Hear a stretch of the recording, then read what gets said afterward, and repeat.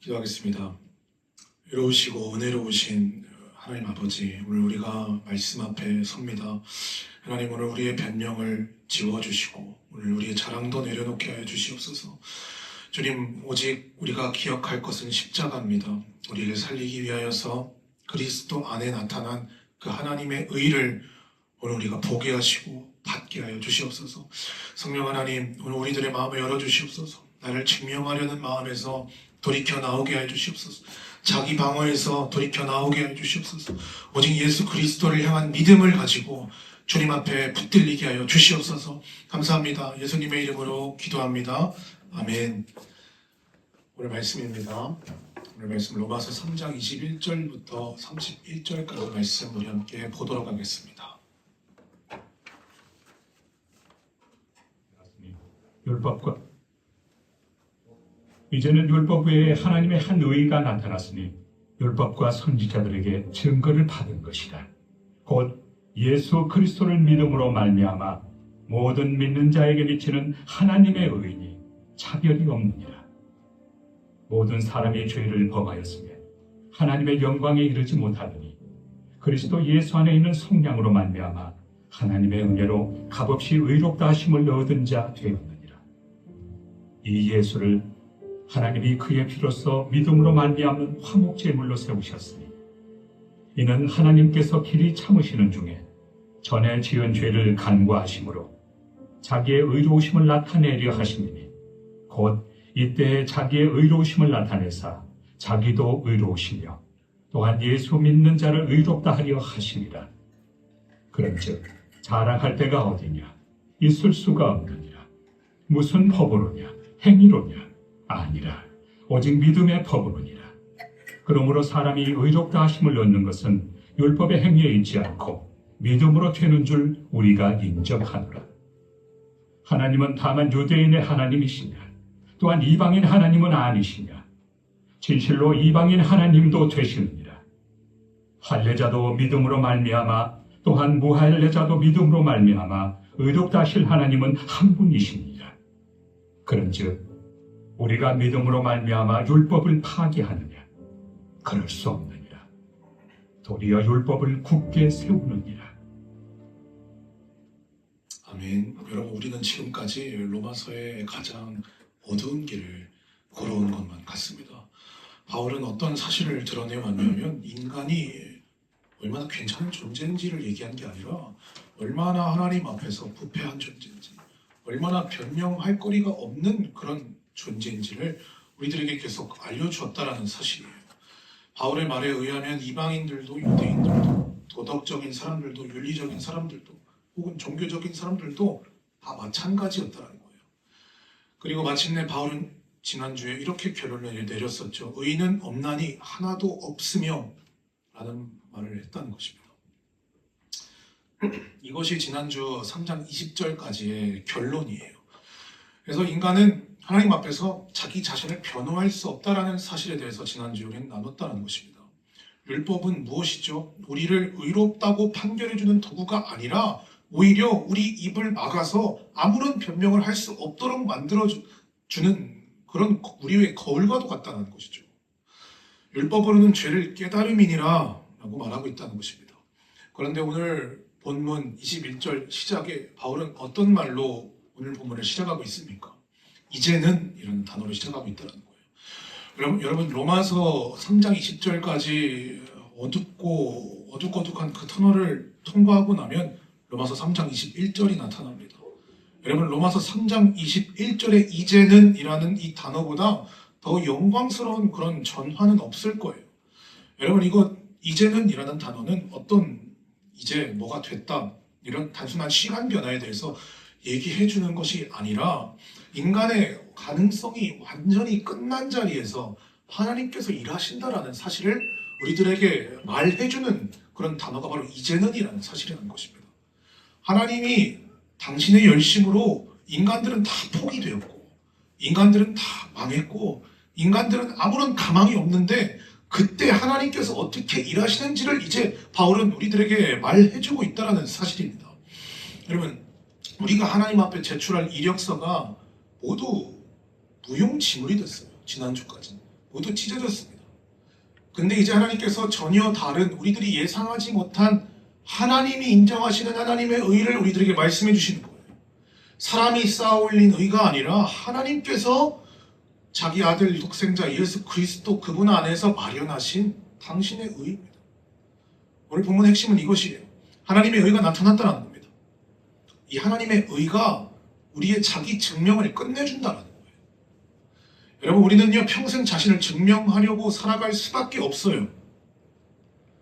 우리는 평생 자기 변명을 하며 살아갈 수밖에 없는 것입니다. 직장 생활에서는 뭘로 우리를 증명하려고 하죠? 자기 증명할 때 성과로 하려고 하죠. 가정에서는 뭔가 희생으로 내 지금 자리를 보여주려고 하는 것입니다. 내 존재를 증명하려고 하는 거예요. 심지어 교회에서도 내가 이만큼 헌신했으니까 나는 같이 있어라는 자기 증명이 이루어지는 곳이 돼버릴 수가 있어요. 또 인간관계에서 우리는 자주 자기 자신을 증명할 때 어떤 방법을 쓰면 나 억울하다, 그래서 나 인정해줘야 된다, 이런 방법들을 쓴다는 것입니다. 하나님 앞에서도 우리는 어떤 방식으로 동일하게 행동합니까? 하나님, 난 이 정도면은 괜찮은 사람 아닙니까?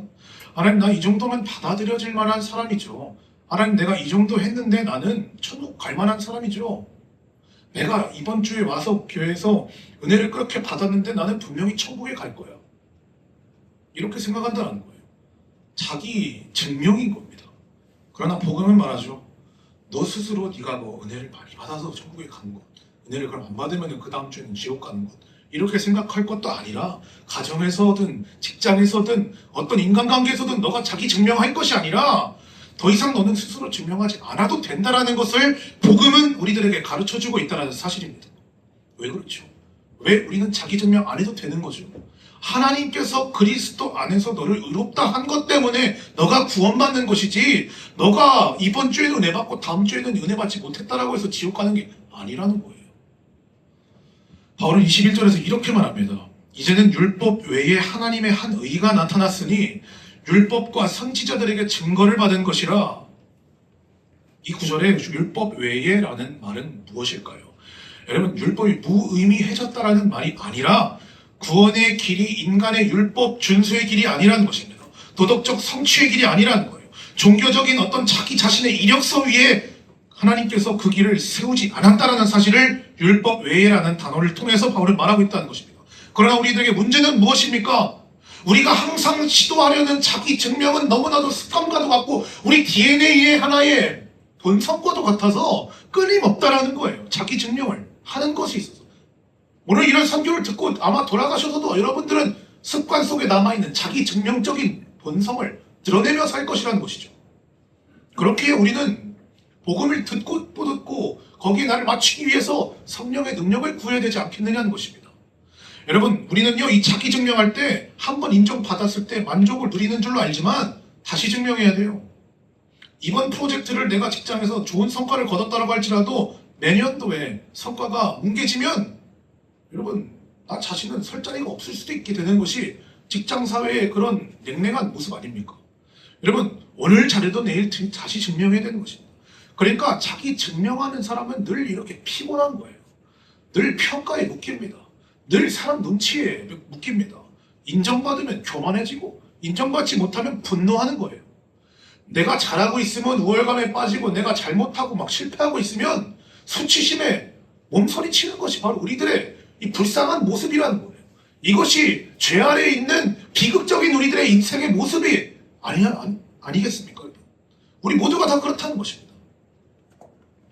그러나 이제는 이렇게 이러지도 저러지도 못하는 우리들에게 무엇이 나타났더라고? 바로 이것이 복음이라고, 말씀은 무엇이라고 말하고 있다는 것입니다.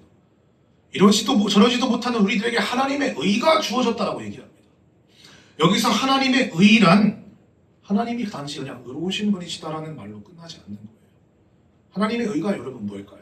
하나님이 의롭다, 하나님의 의로움을 설명하는 단어일까요? 여러분, 그 말에 머무르는 것이 아니라 물론 하나님 거룩하시고 의로우신 분이시죠.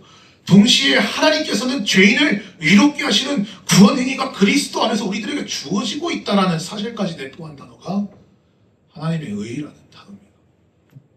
의로우세요? 근데 그 의를 우리에게 주시기까지 하신다는 게 하나님의 의라는 주제라는 거예요. 하나님은 죄를 심판하실 만큼 의로우세요. 거룩하십니다. 그리고 죄인을 의롭다 하실 만큼 또한 은혜로우십니다. 여러분, 그리고 이 둘은요, 십자가에서 만나는 거예요. 십자가에서 하나님은 어떻게 하십니까? 죄를 가볍게 여기셨습니까? 자기 아들임에도 불구하고 죄를 그렇게 가볍게 봐줄 수 있었음에도 불구하고 그렇지 않으셨어요. 그러면서 동시에 어떻게 하셨습니까? 죄인을 향한 은혜의 손길, 공의도 세워졌음에도 불구하고 또한 죄인을 향한 은혜의 손길 또한도 뿌리치지 않으셨다는 사실입니다. 죄는 심판받았고 죄인은 구원받았습니다. 하나님의 공의는 무너지지 않았고 하나님의 은혜 또한 살아있다는 것입니다. 여러분, 세상의 종교와 타종교들, 세상의 수많은 세계관들, 수많은 이념들은 보통 이렇게 우리들에게 접근하죠. 너 더 잘 살아라. 어떤 세미나나 여러분들 자기 개발서들 책을 한번 읽어보세요. 너 더 노력해봐라. 그럼 성공할 것이다. 더 깨끗해져라. 그럼 거룩해질 것이다. 너는 그러면 사람들에게 받아들여질 것이다. 인정받을 것이다. 그러나 복음은 이와 같은 말을 우리들에게 들려주는 게 아니라는 거예요. 복음은 우리에게 말합니다. 너는 너의 힘으로 하나님 앞에 설 수 없다. 그러나 하나님께서 그리스도 안에 너가 설 수 있는 의를 주신다. 드러내신다. 이렇게 얘기한다는 것입니다. 복음은 우리가 하나님 앞에 훌륭한 이력서를 제출하는 그런 이야기가 아니라는 거예요. 여러분, 신앙생활은 우리가 하나님 앞에 훌륭한 종교적 이력서를 내비치는 게 아니라는 거예요. 하나님께서 그리스도의 완전한 의를 우리들에게 입혀주셔서 그분의 자녀로 우리를 입양하시고 거저 받아들여 주신다라는 그런 이야기를 담고 있는 것이 오늘날 우리가 따르는 복음이 되어야 된다는 사실입니다. 우리는요, 나의 이력서의 기록이 아니라 예수 그리스도의 이력서 때문에 사는 거예요. 그러므로 복음은요, 자기 증명의 종말을 구한다는 것입니다. 여러분, 이 도시는, 우리가 살고 있는 이 대전 땅, 이 도시는요, 우리들에게 끊임없는 이력서를 요구하고 있다는 사실입니다. 이런 가운데 우리가 자기 증명을 아니할 도리가 없어 보여요. 여러분, 어떻게 사시렵니까? 오늘 또 이렇게 말씀 듣고 나가서 자기 증명서로 사실 겁니까? 자기 이력서로 사실 계획이십니까? 여러분, 복음 받으십시오.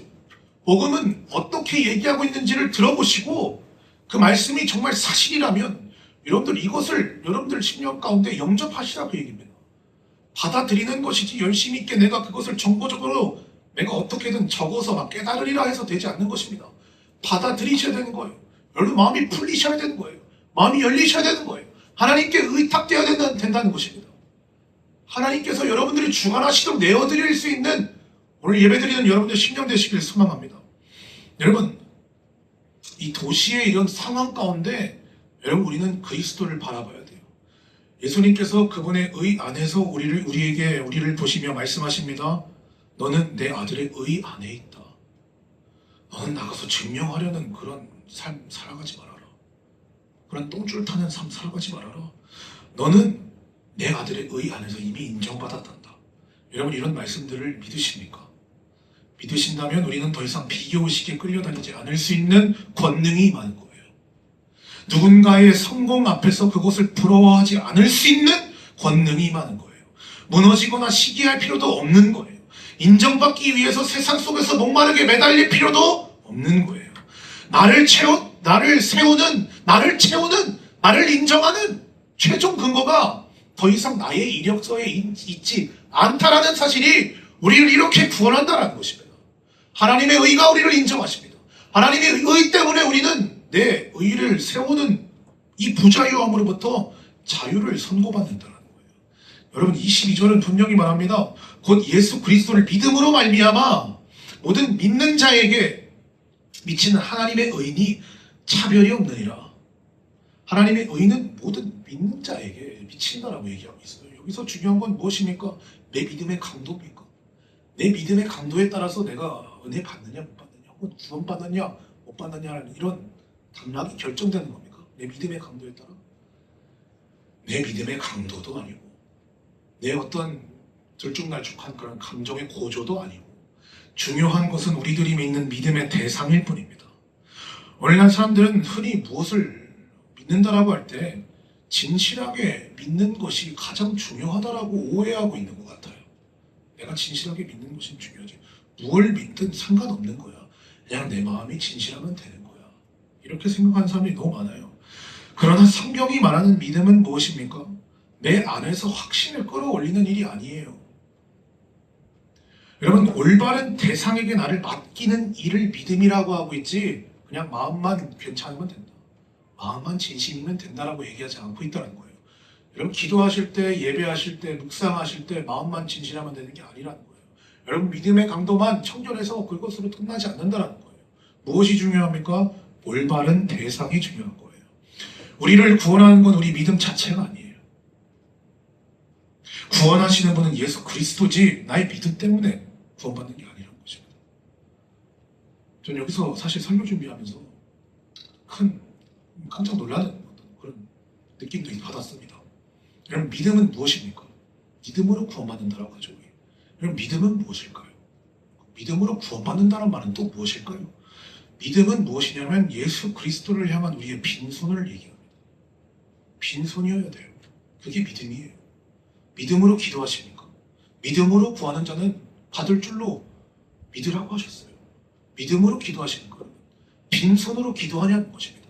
믿음으로 구원받는 것을 확신하십니까? 여러분들이 빈손이어도 구원받는다는 걸 확신하십니까? 내가 빈손이면 내가 가진 것 없으면, 종교적으로든 세상적으로든 실패했어도 내가 빈손이어도 오직 예수 그리스도 안에 있는 그 의로 여러분들 구원받으실 걸 믿으시냐는 거예요. 믿음으로 구원 받으셨습니까? 믿음이란 구원받을 자격을 얘기하는 게 아니라 믿음이란 구원받을 통로예요. 믿음이란 구원받는 방식을 이야기한다는 것이지 믿음 자체로 구원받는 게 아니라는 것입니다. 우리가 믿음으로 구원받는다는 말조차 잘못 이해하면 그것 또한 율법주의가 되는 것입니다. 결국 믿음도 내가 공로를 세워야 할 새로운 행위로 전락해버리는 거예요. 예전에는 율법을 잘 지켜야 구원받는 줄 알았지만 이게 오해인 줄 여러분들은 깨달으셨습니다. 마찬가지로 이제는 믿음을 내가 잘 가져야 내 믿음의 강도에 따라 구원받는다라고 생각하는 거예요. 똑같은 것입니다. 똑같은 율법주의예요. 똑같은 도덕주의예요. 똑같은 종교적 생명 없는 누룩이라는 것입니다. 여러분, 그러면 어떻게 합니까? 믿음으로 구원받는다며 그럼 사람이 또 불안해져요. 그래서 자기 자신을 다 바라봅니다. 들여다봅니다. 나 충분한가? 나 잘 믿었나? 난 내 확신은 진짜인가? 내 믿음 진짜인가? 야, 10년 단어도 지옥 갈 수도 있대. 30년 단어도 지옥 갈 수도 있대. 믿음으로 구원받는 거에 나 진짜 믿었나? 나 제대로 믿고 있는가? 이런 생각에 우리는 불안해한다는 겁니다. 여러분, 우리는요, 물론 말씀으로 자기 자신을 점검해 봐야 돼요.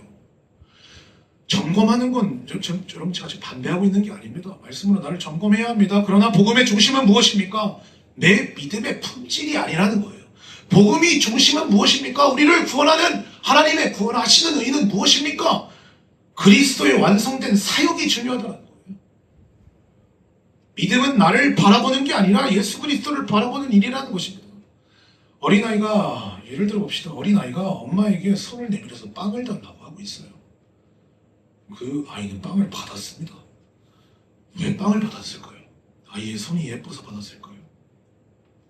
아니라는 것이죠. 아이는 빈손으로 받았을 뿐이고 빵을 준 것은 엄마의 마음이에요. 엄마의 관대함과 사랑이라는 것입니다. 믿음도 그렇다는 것입니다. 믿음은 하나님께로 내미는 빈손일 뿐이에요. 그 빈손에 그리스도를 주시는 하나님의 은혜가 우리를 구원하는 것이지, 손이 예쁜 것이, 우리들의 믿음이 예쁜 것이 구원받는 게 아니라는 것입니다. 우리의 구원의 당락은 내가 얼마나 손을 하나님께 예쁘게 펼치느냐에 따라 결정되지 않는다는 사실이에요. 그래서 24절은 말합니다. 그리스도 예수 안에 있는 성령으로 말미암아 하나님의 은혜로 값없이 의롭다 하심을 얻은 자 되었느니라. 아멘. 여러분, 여기 값없이라는 단어는 무엇입니까? 지난주까지 우리가 다뤘던 내용입니다. 우리 안에서 그 어떠한 하나님께 내밀 의력서가 없다라는 거예요. 은혜 받을 이유가 없다라는 거예요. 용서받을 이유가 없다라는 거예요. 의롭다 하심이라는 단어도 24절에 나오죠. 이 단어는 무엇입니까? 그러나 그리스도의 의에 근거해서 우리가 구원받는다는 것입니다. 그리스도의 의에 근거해서 하나님께서 자신의 죄인을 의롭다고 선언하신다라는 거예요. 우리가 잘해서 아니라는 거죠. 그리스도의 의를 바라보시면서 하나님께서 우리에게 그렇게 선고하신다는 겁니다. 그러므로 믿음마저 우리들의 공로가 돼서는 안 돼요. 우리들의 자랑이 되어서도 안 됩니다. 나는 믿음이 좋다. 나 저 사람보다 신앙이 깊어. 저 옛날에 기도하는데 옆 사람이 막 방언을 잘 못해요. 그러면 나는 저 사람보다 방언을 예전에 받았고, 그리고 난 오래 기도하기 때문에 나는 믿음이 아주 좋은 사람이야, 저 사람보다. 아이, 저렇게 기도하면 안 되지, 저렇게 부르짖으면 안 되지, 이런 생각 가지고 기도했던 적이 있거든요. 여러분 어떠십니까? 나는 믿음이 좋다, 난 저 사람보다 신앙이 더 좋다, 이런 생각 가지고 말하는 순간에 우리는 믿음마저 자기 증명의 재료로 쓸 뿐이에요. 여러분, 믿음은 자랑이 아닙니다. 믿음은 참된 믿음을 가졌다는 건 무엇입니까? 참된 믿음이란 필연 자랑을 도려낸 마음의 할례를 받은 자들을 이야기한다는 거예요. 여러분, 그래서 믿음은 한복입니다. 믿음은 빈손입니다. 여러분, 주님, 제게는 하나님 앞에 제출할 의가 그 어떤 단 하나도 없습니다. 오직 예수 그리스도의 의만 붙듭니다. 여러분, 이렇게 고백하는 게 참된 믿음을 가진 자예요. 그렇다면 여러분, 질문이 생깁니다. 어떻게 의로우신 우리 예수 그리스도, 우리 하나님께서 죄인을 의롭다 하실 수 있겠습니까? 하나님이 의로우시다면 죄인 심판해야 되는 거 아니냐, 이 얘기예요. 아니, 의로우시다면서요? 공의의 하나님이라면서요. 그런데 죄인을 의롭다라고 해버리신다면 하나님 불의한 재판관 되시는 건 아닙니까?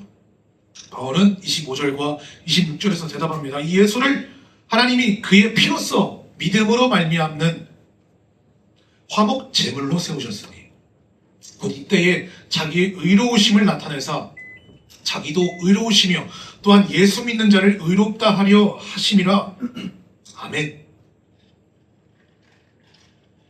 말씀을 보시면 예수님이 화목 제물이 되신 거예요. 죄에 대한 하나님의 진노가, 죄에 대한 하나님의 공의적인 진노가 예수 그리스도의 피 안에서 다루어졌다는 사실입니다. 그리고 죄인이 하나님께 나아갈 길이 예수 그리스도 그분의 여신길을 통해서 열렸다는 사실을 우리는 너무나도 알고 있다는 것이죠. 그런 의미에서 십자가의 사건은 하나님께서 죄인 안에 들어있는 그 심판받아 마땅할 죄를 못 본 척한 사건이 아니라는 거예요. 십자가 사건은 오히려 하나님께서 죄를 가장 심각하게 다뤄낸 사건으로 우리에게 비춰진다는 것입니다. 그러면서도 죄인은 하나님께서 끝까지 사랑하셨어요. 사람들 가운데 널리 퍼진 하나님을 향한 한 두 가지 오해가 있는데요. 뭐냐면 첫 번째는 하나님이 무엇이든 허용하시는 분이다. 하나님 사랑이라면서. 하나님 이것도 저것도 다 허용하셔. 하나님 동성애자들도 허용하셔. 이렇게 생각하는 거예요. 반대로 또한 무엇을 오해합니까? 그분은 엄한 분이에요. 그분은 가까이 할 수 없는 분이에요. 그분은 두려운 분이에요. 그분은 무서운 분이에요. 그분 때문에 지금 너 그 잘못 때문에 심판받을 수가 있어. 이렇게 오해하는 겁니다. 여러분, 그러나 우리가 십자가를 바라본다는 건 뭐냐면 이러한 두 가지 극단적인 오해로부터 벗어나는 것을 의미해요. 여러분, 십자가를 바라보십시오. 십자가는 이 두 가지 오해를 모두 깨뜨리고 있다는 사실이에요. 죄의 값은 죽음이기 때문에 하나님의 아들이 피를 흘리셨고, 그러나 하나님께서는 죄인을 끝까지 포기하지 않으시고 사랑하시기 때문에 자기 아들을 내어주신 것입니다. 십자가 앞에 나아가셔야 된다는 거예요. 하나님께 대하여 우리가 오해를 가지고 계십니까? 하나님을 우리가 인식할 때에 하나님 이런 분일 거야, 저런 분일 거야, 내 그동안에 살아온 인생 배경에 의하면 아마도 이런 분일 거야, 이렇게 생각하지 마시고요. 오직 우리들에게 하나님을 알 수 있는 단 하나의 인식론으로 주어진 예수 그리스도의 십자가 사건 앞으로 나아가 하나님 제대로 보라는 거예요. 예수님을 통하여 우리의 모든 이 오해의 눈을 벗어던질 수 있다는 사실입니다. 24절의 성량이라는 말도 같은 복음을 보여주고 있다는 거예요. 성량은 값을 치르고 자유롭게 하는 겁니다. 빚 때문에 종이 된 사람들은 그 사람들이 자기의 이 빚을 청산하고 종된 상태에서 벗어날 수 있습니까? 그렇지 못한다는 거예요. 스스로 자유를 살 수 없는 자들을 보고 우리는 종이라고 합니다. 누군가 값을 치러줘야 이 종이 자유인이 되는 거예요. 우리도 죄와 죽음과 심판의 빚을 진 자들이라는 것입니다. 이 빚은요, 사람의 선행이나 종교적인 열심으로 결코 채워질 수 있고 갚아질 수 있는 게 아니라는 것이죠. 그런데 그리스도께서 우리들의 구속자가 되셨기 때문에 그분이 피로 값을 치르시고 우리를 사셔서 자유롭게 하신 거라는 것을 속량이라는 단어로 24절에 우리들에게 보여주고 있다는 겁니다. 여러분, 하나님의 십자가는요, 하나님의 진노와 그 사랑이 서로 절반씩 양보된 자리를 얘기하고 있는 게 아니라는 것이죠. 하나님의 공의와 사랑이 모두 완벽하게 드러난 자리가 바로 십자가 자리라는 것입니다. 그래서 본문은 하나님께서 자기도 의로우시며 또한 뭐라고 얘기합니까? 자기도 의로우시며 또한 예수 믿는 자를 의롭다 하신다라고 얘기하고 있다는 거예요. 여러분, 이것이 하나님의 의라는 것입니다. 이것이 오늘 우리가 하나님을 바라볼 때 그분이 의롭다라는 것을 본과 동시에 그분께서부터 주어지는 우리를 향하신 하나님의 의라는 것입니다. 그러므로 십자가 앞에서 우린 더 이상 제가 이만큼 했으니 받아주십시오 라는 변명이나 자기 증명의 길을 걸을 수가 없는 거예요. 십자가를 제대로 봤다면요. 교회를 나와도 어떤 사람들은 십자가를 보면서도 이렇게 자기 증명의 길로 이걸 봅니다. 여러분, 우리가 중요한 건 뭡니까? 십자가를 바라본다라는 그 말 배후에 있는 한 가지 마음의 태도라는 거예요. 그것은 무엇입니까? 하나님 앞에 자기 증명하는 내 주권을 드리는 태도예요. 이런 마음가짐이 우리로 하여금 제대로 된 하나님의 그 십자가를 보게 한다는 것입니다. 저에게는 의가 없습니다. 그러나 그리스도께서 저의 의가 되셨습니다. 저는 값을 치를 수 없습니다. 그래서 죄의 종될 뿐입니다. 그러나 그리스도께서 값을 치렀습니다. 이런 고백으로 우리가 십자가 앞에 설 때에 터져나오는 탄성으로 나아갈 수 있을 때까지 그것을 묵상해야 된다는 거예요. 여러분, 성경에 똑같은 얘기로 4번이나 적혀있는 게 복음이에요. 복음서예요. 여러분, 왜 그렇게도 성경은 이것을 중요하게 여기고 있겠습니까? 교회에 와서 기도할 때든 묵상할 때든 딴 거 하지 말고 이거부터 하라는 겁니다. 십자가 그 복음 앞에 나아가서 내 태도를 다시 규정하라는 거예요. 재정렬하라는 거예요. 정돈하라는 거예요. 은혜 받을 만한 심령을 거기서부터 만들어내는 것입니다. 하나님의 백성된 자녀의 심령을 거기서 만들어내는 것입니다. 그렇지 못하면 언제나 기도가 허우적거릴 뿐이고, 그렇지 못하면 언제나 묵상이 졸릴 뿐이라는 거죠. 십자가 앞에 먼저 나아가셔야 되는 겁니다. 여러분, 이제 25절을 봅시다. 여기에선 하나님께서 이 전에 지은 죄를 간과하셨다라고 말씀하고 계세요. 이 말은 무엇입니까? 전에 지은 죄를 간과하셨다라고 해서 구약의 사람들이 지었던 죄가 모두 대충 넘어갔다는 말입니까? 혹은 구약 시대에 살았던 사람들이 아무리 제사를 드렸어도 그들의 죄가 사함받지 못했다라는 말을 지금 하고 있는 것입니까? 아닙니다. 여러분, 하나님께서, 이 말은 뭐냐면 하나님께서 오래 참으신 가운데 죄에 대한 최종적이고 완전한 심판을 그리스도의 십자가의 때까지 유보하셨다라는 뜻입니다. 구약의 제사와 희생은 무엇입니까? 그때 구약 백성들 사함 받았을까요? 제사할 때 사함 받았죠. 어떻게 하나님께서는 사함 받을 수 있었죠? 짐승의 피 보고 사해 주셨습니까? 그들의 죄를? 아니라는 것이죠.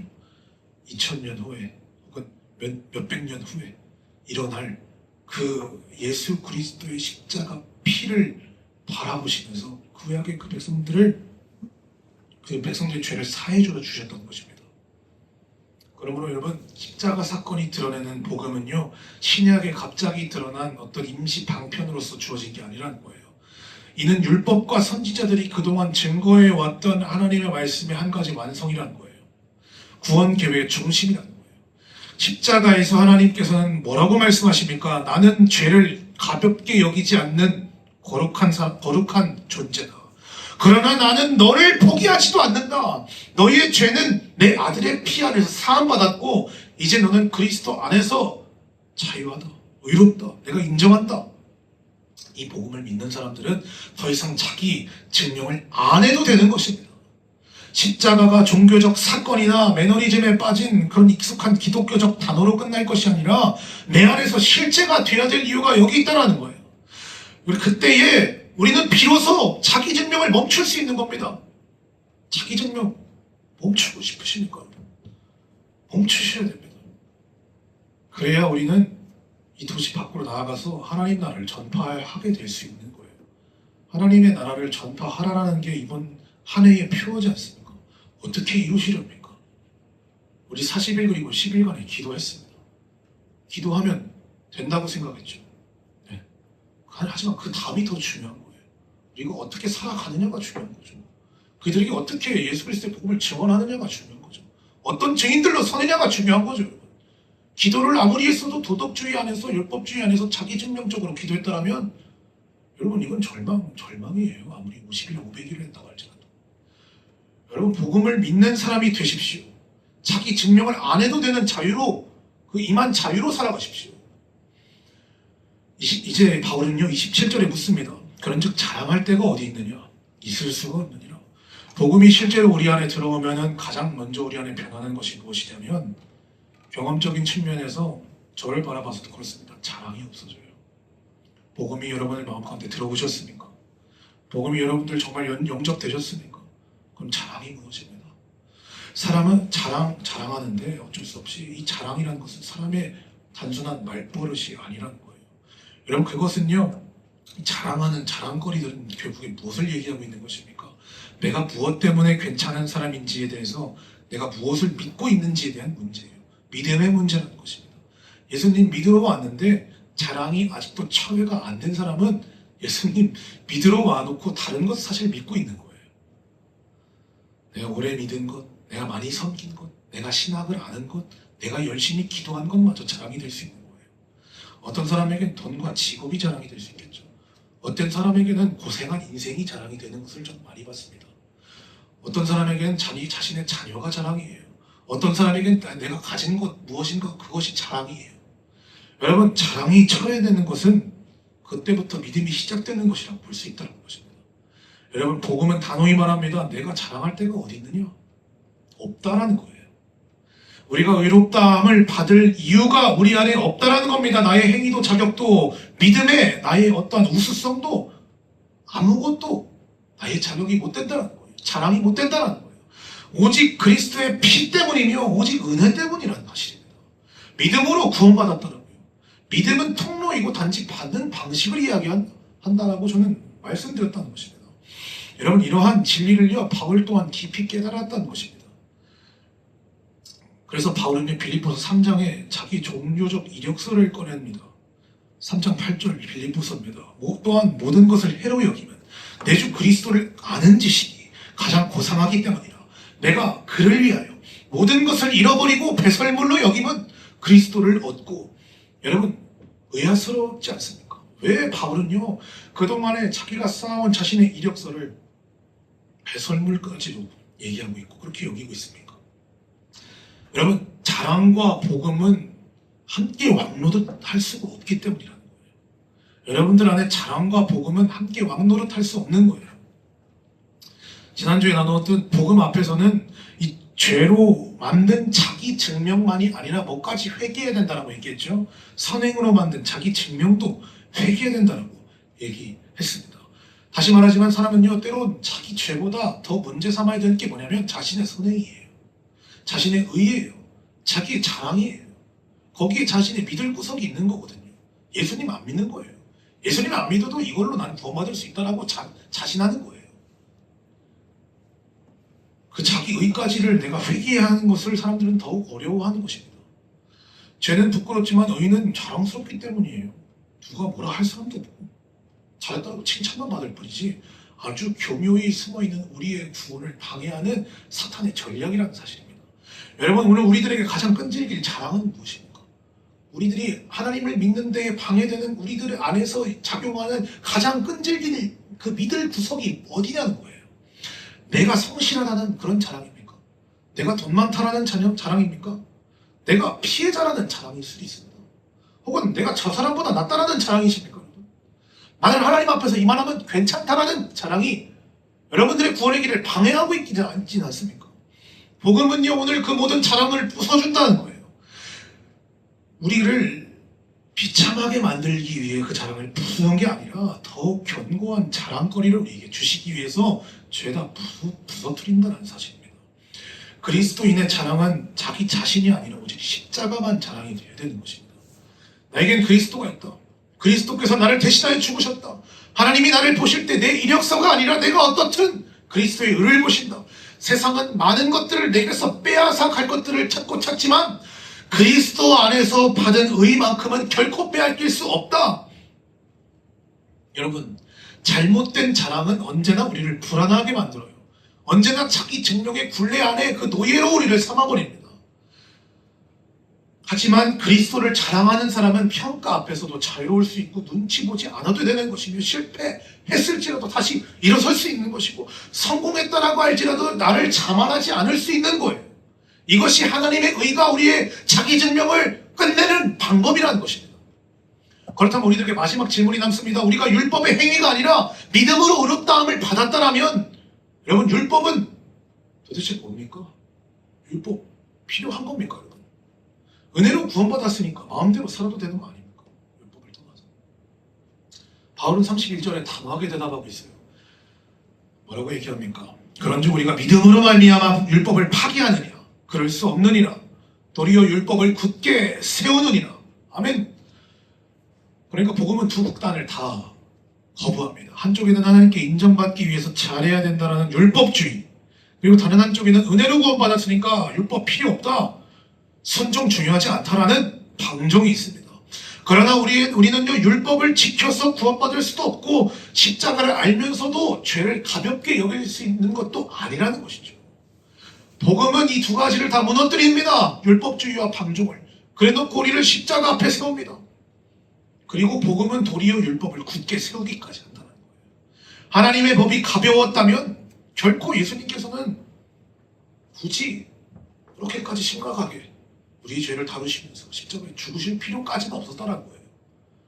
하나님이 자신의 독생자 예수 그리스도를 죽기까지 하신 이유는 하나님의 법이 그만큼 엄중하기 때문이라는 사실입니다. 십자가는 율법의 요구가 얼마나 거룩하고 엄중한지를 보여주고 있다는 사실이죠. 동시에 복음은 무엇입니까? 그 요구가 예수 그리스도 안에서 성취되었음을 우리들에게 보여준다는 사실입니다. 예수님 안에 있는 그 완전한 순종의 삶, 우리 죄를 대신하여 죽으신 그 예수 그리스도의 의를 바라보고 우리의 죄를 사해 주신다. 우리가 의롭다라고 칭해 주신다. 그리스도의 그 의로우신 그 33년간의 그 생애가, 그 의가, 그 이력서가 우리 가운데 들어오는 전가되는 것이고, 그리고 우리의 그 지금까지 살아왔던 심각하고도 너무나 무서운 그 죄악들이, 그 죄의 삭신, 그 사망의 그 대가들이 예수 그리스도께 전가된 겁니다. 여러분, 그러므로 우리 복음은요, 우리가 하는 순종의 동기까지 바꿔낼 수 있는 거예요. 전에는 우리가 순종할 때 나 하나님 말씀 잘 들어서 나 구원받기 위해서 순종하는 거야, 혹은 내가 인정받기 위해서 난 순종해야 되는 거야 라고 율법적으로 굴었다면, 복음을 믿는 사람들은 어떻게 순종합니까? 이제는 이미 그 사랑 안에서 내가 받아들여졌기 때문에 그 사랑을 느껴가면서 순종하는 거예요. 사랑을 느낀 자가 순종할 수 있는 것입니다. 사랑이 없는 자는 율법적으로 자기 의를 증명해내려고 순종할 동기밖에 없는 거예요. 신앙생활을 잘하는 사람들을 한번 검증해 봐야 됩니다. 신앙생활을 열심히 하는 사람들을 한번 검증해 봐야 됩니다. 오늘날 내가 신앙생활에 열심히 있다면 나를 검증해 봐야 됩니다. 뭡니까? 내가 어떤 동기로 지금 순종하고 있는가? 내가 어떤 동기로 지금 40일 그리고 11일간의 이 작정 기도에 참가했는가? 사랑 때문이어야 돼요. 그러나 만약 우리가 자기 증명의 일환으로 순종하려고 한다면 어떻게 되겠습니까? 50일간 기도했어. 근데 아무도 안 알아줘요. 그럼 억울한 겁니다. 여러분. 실패했어요. 그러면 나 자신을 미워하는 거예요. 그리고 다른 사람이 부족함을 봐요. 그러면 그 사람 판단하고 정죄하는 거예요. 그러나 그리스도 안에서 받아들여진 사람은 넘어져도 회개하는 것이고, 잘해도 내가 자랑하지 않는 것이고, 하나님의 명령을 나를 옥죄해 있는 그런 답답한 것으로 여기지 않고 오히려 기뻐하는 것입니다. 기쁨으로 순종하는 것입니다. 복음은요, 율법의 기준을 낮추지도 않고 무시하지도 않고 있다는 사실이죠. 복음은 말합니다. 그 기준은 참되고 거룩하다 여전히. 그리고 그 기준은 그리스도 안에서 성취되었다. 그래서 이제 너는 정죄의 두려움이 아니라 그리스도의 사랑의 그 은혜의 자유 안에서 순종할 수 있다. 그 길을 걸어가라고 우리에게 부르고 있다는 사실입니다. 성도 여러분, 복음은요, 우리를 순종하지 않아도 되는 그런 사람으로 만들지 않는다는 거예요. 복음은요, 우리를 비로소 사랑으로 순종할 수 있는 사람을 만들어냅니다. 복음은 오늘날 우리들에게 묻습니다. 여러분들은 무엇으로 자신을 증명하고 있습니까? 우리는 여전히 이력서를 붙들고 사는 경우가 너무나도 많은 것 같아요. 그게 우리 DNA의 본성이에요. 내가 이만큼 희생했다는 이력서, 내가 이만큼 상처받았다는 이력서, 나는 성실했다는 이력서, 나는 그동안 헌신해왔다는 이력서. 그런데 이 모든 이력서는 우리를 결코 구원해내지 못한다는 사실입니다. 여러분, 이거 왜 붙들고 있어요? 거기에 기대하지 마시라는 거예요. 그 이력서는요, 썩은 동아줄과 같아서 붙잡으면 눈이 떨어지는 겁니다. 진짜 새 생명의 길이 있다는 거예요. 오늘 인정받아도 내일 인정받지 않아도 되는 하나님의 의, 오늘 잘해도 내일 다시 괜찮은 사람임을 보여주지 않아도 되는 자유인 하나님의 의가 여러분들을 쉬게 한다는 겁니다.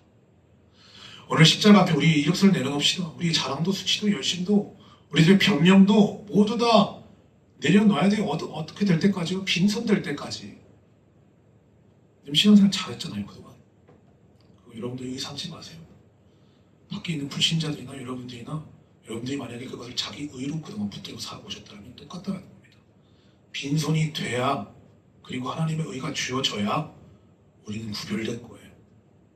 여러분, 너는 그리스도 안에서 의롭다, 이 판결을 믿는 사람들은 자기 증명의 노예로 살지 않습니다.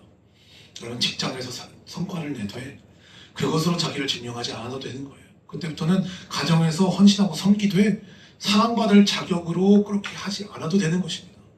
교회 안에서 헌신할 때도 순종할 때도 어떻게 합니까? 그것으로 하나님께 인정받으려 하지 않아도 되는 거예요. 실패하면 숨지 않아도 됩니다. 실패하면 오히려 회개해야죠. 하나님의 의 앞에 다시 나아가야죠. 그리고 성공했을 때도 나를 자랑하지 않고 오히려 감사로 하나님 앞에 나아갈 수 있는 것입니다. 그러므로 여러분, 이번 주에 여러분께서 자기 증명을 하고 싶은 그런 순간들이 올라올 때마다 우리 십자가를 기억할 필요가 있습니다. 공의와 사랑이 모두 이루어진, 완벽하게 이루어진 그 십자가. 내가 인정받고 조급해질 때, 비교 때문에 마음이 무너질 때, 실패 때문에 스스로가 미워질 것만 같을 때에 이렇게 고백하십시오. 여러분, 나는 나의 의로, 나의 이력서로 살지 않는다. 이것들 필요 없다. 이것들 화려히 봤자 필요 없다. 빈손으로 나는 그리스도의 의 앞에 선다. 이런 고백으로 나아가십시오. 여러분, 이 말씀만 하고 우리 함께 기도할 건데요. 여러분, 이러한 오늘 우리들이 다룬 자기 증명을 멈추게 하는 복음, 이것은요, 우리 마음에 위안만 주지 않아요. 아, 참 그분이 자유한 거구나. 아, 참 그분 참 좋은 소식이다 정말로. 이렇게 되는 선에서 끝나는 게 아니라 여러분, 우리의 기도가 바뀝니다. 내가 그리스도의 의 안에 선다는 건 무엇입니까? 우리가 기도할 때 여러분, 내 인생의 의미와 속도와 결과까지도 하나님 앞에 기도로 맡기는 거예요. 기도란 무엇입니까? 내 인생의 의미도, 내 인생의 속도도 주님 앞에 맡기는 거예요. 내 앞둔 어떤 시험의 결과까지도 맡기는 거예요. 내가 통제하는 게 아닙니다. 자기 증명하려고 기도 가운데서도 계속 세상 연륜 속에 기도하는 겁니다. 기도 또한 바꿀 수 있는 거예요. 기도가 바뀌셨습니까, 여러분? 자기 증명으로 사는 사람의 표지가 있어요. 여러분, 그것은요, 기도에서 좌명이 드러나요. 기도를 할지라도 기도가 기다림이 되지 못하는 거예요. 여러분, 기도가 기다림이 되고 계십니까? 어떤 사람은 기도했더니 바로 응답받았대. 어떤 사람은 기도했더니 병이 바로 나아버렸대. 어떤 사람은 기도했더니 한사코 맨날 눈물로 은혜 받는데 난 뭔가? 난 맨날 왜 기다릴 뿐인가? 그게 아니라 여러분, 기도의 원래 반응이 기다림이라는 거예요. 기도 속에 여러분, 기다림을 주시는 방식으로 하나님께서는 은혜 주시는 겁니다. 여러분, 자기를 증명하는 삶에 붙들려 있는 사람은 기도할 때, 기도를 해도 이렇게 기도하는 거예요. 내가 보기에 아무 일도 일어나지 않는 것 같을 때 조급합니다. 자기 증명해야 되기 때문에 그래요. 불안해요. 내가 뒤처지는 것 같고, 기도 시간 왠지 시간 버리는 것 같고, 세상의 바쁜 일들이 왜 이렇게 마음에 소용돌이로 다가오는지 모르겠다는 것입니다. 기도만 하면 잡념에 붙는 사람이 있어요. 기도만 하면 조는 사람들이 있어요. 기도만 하면은 집중 못하는 사람이 있어요. 기도만 하면은 기다리지 못하고, 아, 기도할 만 없네, 일어나자, 이러한 사람 너무나 많다는 것입니다.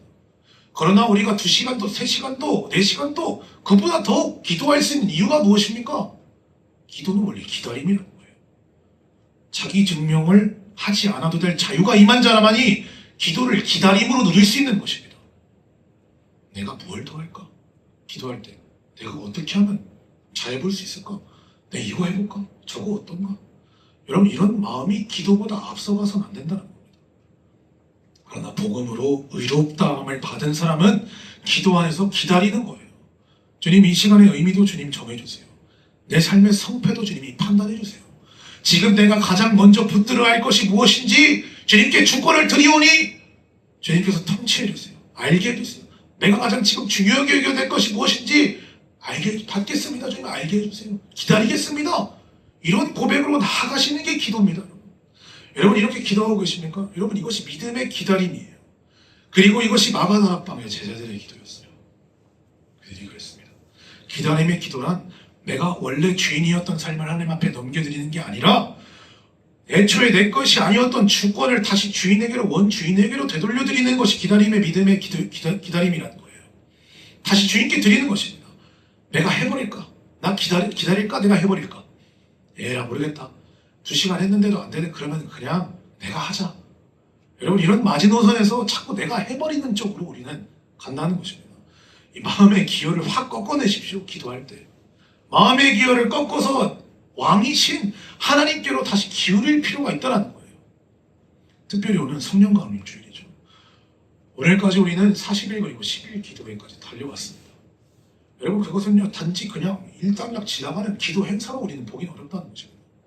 우리 제자들은요 부활하신 주님을 받고 승천하신 주님을 목격했지만 아직 자신들의 힘으로 정인의 삶, 그 주님의 부르심 1장 8절의 사도행전에 그것을 살아낼 능력이 없기 때문에 그들은 예수님의 말대로 예루살렘을 떠나지 않고 기다렸다는 것입니다. 기다리는 법을 배우는 시간으로 승천 이후에 10일간의 기도를 더했어요. 그들은. 그날이 바로 오늘입니다. 주권을 하나님 앞에 들여놓고선 약속하신 성령께서 임하실 자리를 기다림으로 지키는 순종을 그들은 했다는 거예요. 그런데 기다림은 너무 우리에게 지루함으로 다가올 때가 있다는 것이죠. 왜 그렇습니까? 여러분 기도 지루하셨습니까? 이번에 50일 기도할 때 어떠셨어요? 여러분 기도 좀 지루했죠? 할 말도 없고 솔직히 다른 사람들 어떻게까지 그렇게까지 기도한지 모르겠고 어떻게든 시간 때워보려고 했고 여러분 그런 마음이 조금이라도 있었다면 여러분 기도가 지루할수록 그런 마음이 조금이라도 있었을수록 우리 안에 분명하게 드러나는 한 가지 사실이 있다는 것입니다. 그게 뭡니까? 사실 그 지루함이 고통스러운 것은 내 마음에는 하나님보다 더 빨리 붙들고 싶은 것들이 이미 주인 자리를 차지하고 있다는 하나의 표지가 된다는 거예요. 기도가 졸리고 단지 지루하고 할 말도 없고 에휴 대충하고 말고 그냥 시간 때우는 것에 그쳐버리자 이런 마음이 더 크십니까? 아니 그런 마음을 갖고 싶지 않더라도 그런 마음이 드십니까? 여러분 그것은요 내 안에 하나님보다 더 우선되는 게 있다는 표지예요. 기도를 채우려는 2시간 채우려는 3시간 채우려는 이렇게 생각하고 기도하려고 하지 말고 내 안에 우선순위를 재정렬하는 기도로 나아가셔야 된다는 것입니다. 그래서 기도의 기다림은 응답이 올 때까지 버티는 시간이 아니라 기도의 기다림은 우선순위 재정렬 시간이라는 거예요. 기도의 기다림은 내 안에 여전히 내가 붙들고 있는 믿는 구석, 내 우상들을 철폐하는 시간이 되어야 된다는 것입니다. 그게 기도고 그게 기다릴 그 시간에 하는 거예요. 기다리고 또 기도해서 제자들이 50일 그 기도를 마칠 때 사도행전 2장의 역사가 나타났다는 거예요. 우리가 그러한 우상 숭배를 철폐하고 우리의 우선순위를 재정렬할 때에 이제 우리의 기다림은 거기서 다른 국면으로 넘어갑니다. 이제 하나님께서 은혜만 주시면 돼요. 이제 하나님께서 성령만 임하게 하시면 돼요. 그렇게 준비된 우리의 기도의 자세가 되기를 주님 이름으로 소망합니다. 여러분 기도 속에 이렇게 자기 증명을 멈출 수 있는 거예요. 자기 증명이 멈추지 못한 사람이 기도를 하지 못할 뿐더러 반대로 얘기해 보면은 여러분 기도 속에 자기 증명을 또한 멈출 수 있는 것입니다. 기도만이 우리의 자기 증명을 멈출 수 있게 합니다.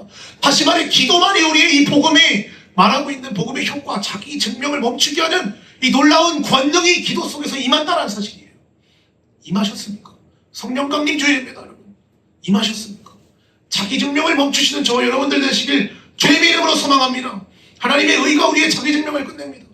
그리고 그 자기 증명이 끝난 자리에서 사도행전의 역사가 우리 시티덤 무브먼트가 우리 이 슬로건의 역사가 나타나는 거예요. 복음으로 하나님의 나라를 전파하라. 여러분 이 말씀에 우리 순종할 권능을 기도 속에 받아야 됩니다. 기도하겠습니다.